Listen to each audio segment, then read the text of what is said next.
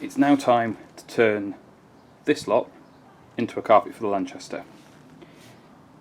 Originally this was a carpet for my Princess, back when it was a different colour. And the carpet is, if I'm being honest, it's worn out. But it was an experiment to learn how to dye a carpet, a fairly successful one. And it's useful for this particular project because it's automotive grade, so we're not going to have the problems that household carpet might give us. And it's going to behave much more like you'd expect a proper carpet to do. Eventually we will be getting some proper brown carpet to go in the car rather than this bright orange. But this will be perfectly fine for now. It will make the car a little bit nicer inside, a little bit more comfortable when we're doing things under the dashboard, and it will provide us with a very good template when we get the expensive carpet that's going in the future. The tools I've got is obviously the carpet set itself, some printer paper, a good pair of shears for putting the carpet, a small pair of scissors for doing the template, some sellotape for putting the paper together, and a marker pen. So I'm going to try and do this without getting blown away because the wind is picking up a fair bit, and we'll see how we get on. One really good thing about the floor of the Lanchester is it's very flat. Most of it is just these plywood boards. The only real shape you have to worry about is the transmission tunnel, which will be a separate piece, and the sort of tunnely bit at the front. Well, I suppose this is exhaust tunnel as much as it's transmission tunnel. Anyway, you know what I mean. This bit down the middle, that's the awkward bit. But everything else is flat. Even when you transition from the floor up into the bulkhead there, that's all one flat piece. The other useful thing is the Lanchester is very small compared to the Princess, so I should have more than enough materials to do this whole carpet. I hope. Worst case scenario, I have to do the floor in 4 separate mats and then a separate piece down the middle. So the first goal will be to lay down some paper and tape that together until I've got the shape I want. I'm doing this job with the door shut because, well, one, it's windy, but also this carpet doesn't actually go beyond the line of the doors, so I know I can stop at the doors and that will be plenty. I'm using printer paper because it's cheap. There are other things you can use. You do have to be a little bit patient when you're doing a job like this, but there's no rush.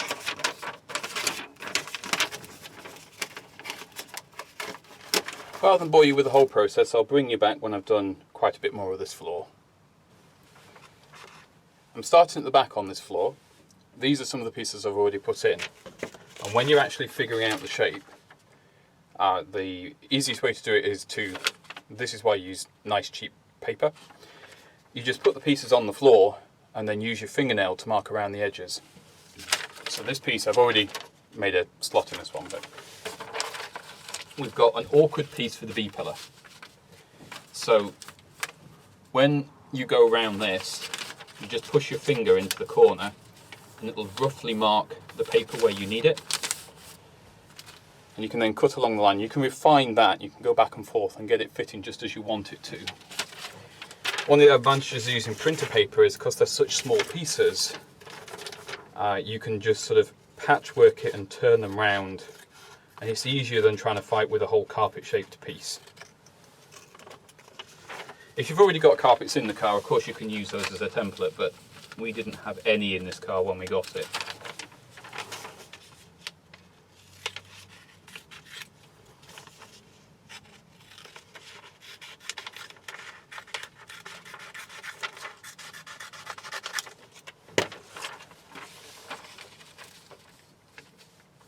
And then when you're happy with how that piece fits, you just tape it down to the last piece that you did.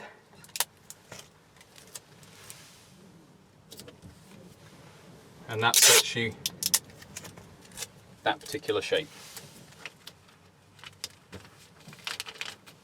You just repeat this process across the entire floor until you've got it all filled in. So I'm going to do that off camera because it's not the most riveting viewing. And I'll bring you back when I've got this side done. I do have to, when I do the other side, I've got to make a different template because these floor pans are not actually the same shape. On this side, this bulge here comes out. Hang on, you can't quite see where I'm looking at. Here we go. At the front you can see that you've got this bulge here is offset. So this carpet's going to be much narrower and a different shape at the front than this carpet. So I'm going to have to do two separate templates, which is fine. I'm going to just run this through and I'll bring you back when I've finished. There you go, that's one run of carpet done.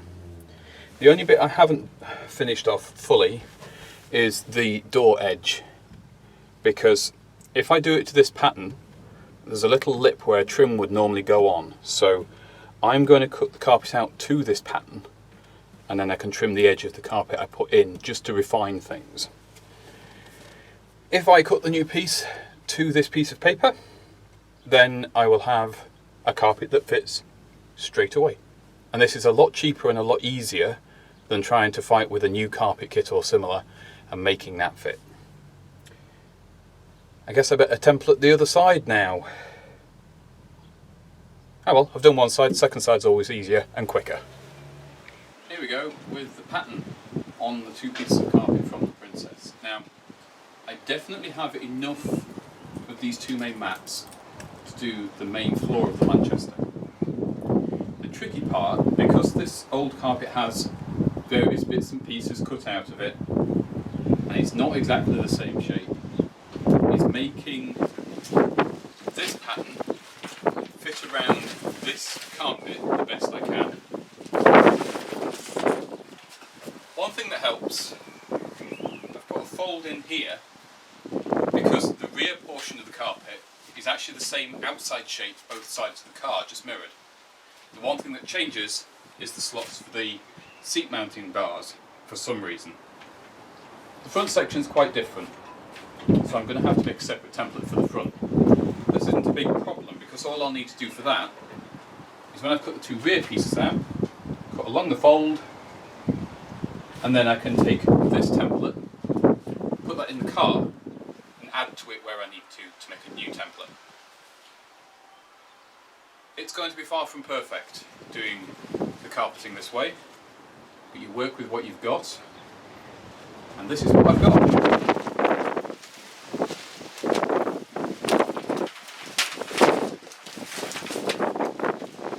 So, first piece cut out, and this is the trial fit.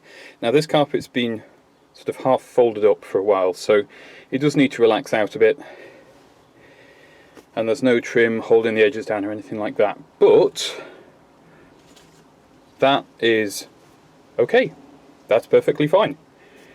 I will now copy that onto the other side, mark out where these seat rails actually go on the other side because it is different for the driver's side, and then see what we're left with to do in the front. Now a lot of this carpet you won't even see. Once the seats are in place, almost all of this carpet disappears completely, but what it will do is it will improve how the car sounds inside and feels. It helps with draft exclusion to some degree, and it will unify the interior, so all these mismatched bits and pieces will disappear and you'll just see this one uniformed finish.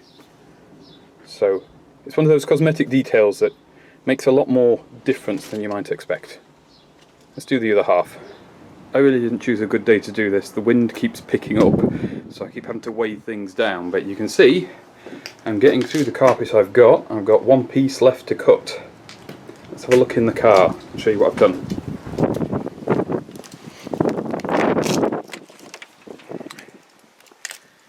We've got the back carpet for the driver's side and for the passenger side.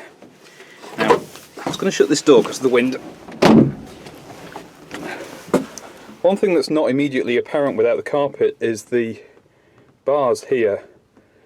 They're what the chairs, the seats, sit against, and they're completely different in location. So I'm glad I checked before just cutting two perfectly mirrored pieces out. I did make one mistake. I cut the slot for the B pillar slightly wrong on this side, but I think when I put the nice carpet in, I won't need that slot. I think it'll be done slightly differently. We've got the carpet in for the front on the passenger side. A couple of squares cut out for the brackets, that's what holds the seat at the front. I was just going to do them as small slots, but they seem to need to be these larger squares. Now normally these carpets would have press studs or similar down the edges, because they can, you know, they can move around quite a lot. I'm not going to worry about that for now. These are essentially, these are fancy templates for when we get the new carpet, but it already feels a lot nicer in here just having these carpets in. So my next job is to make that carpet. I've already tried out this one flipped over, so let's quickly do that.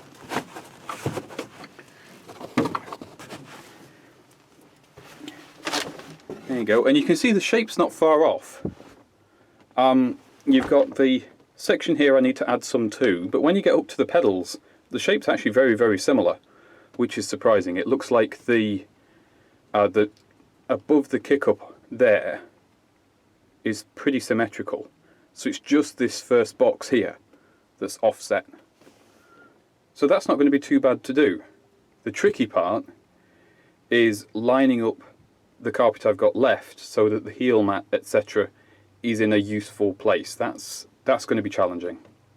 So I'm going to get my paper and I'm going to make my new template for this section, and I'm going to put some annotations on to show me where the heel mat needs to go, and we'll get that cut out.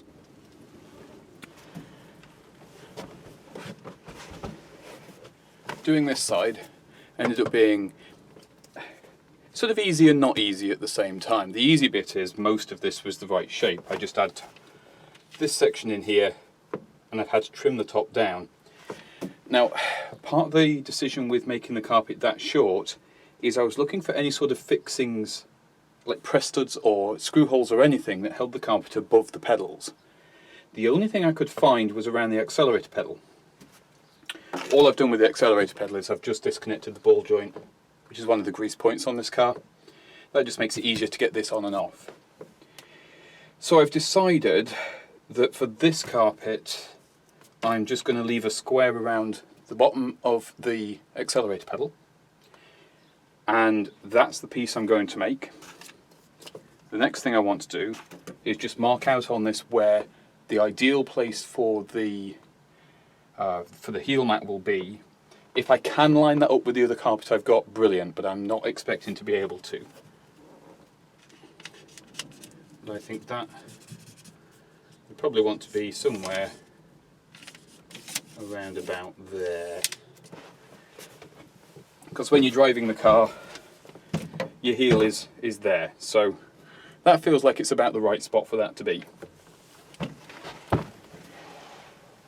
Oof.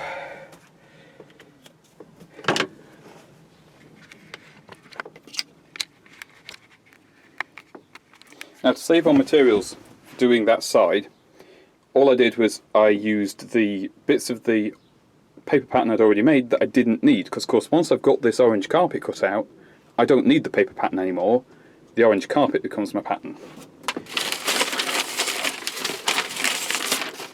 The other thing is these little offcuts here are bits where I've just gone around the edges and just trimmed, because the paper doesn't account for the thickness of the carpet. So you'll find some radiuses and some edges just need a little bit of trimming here and there.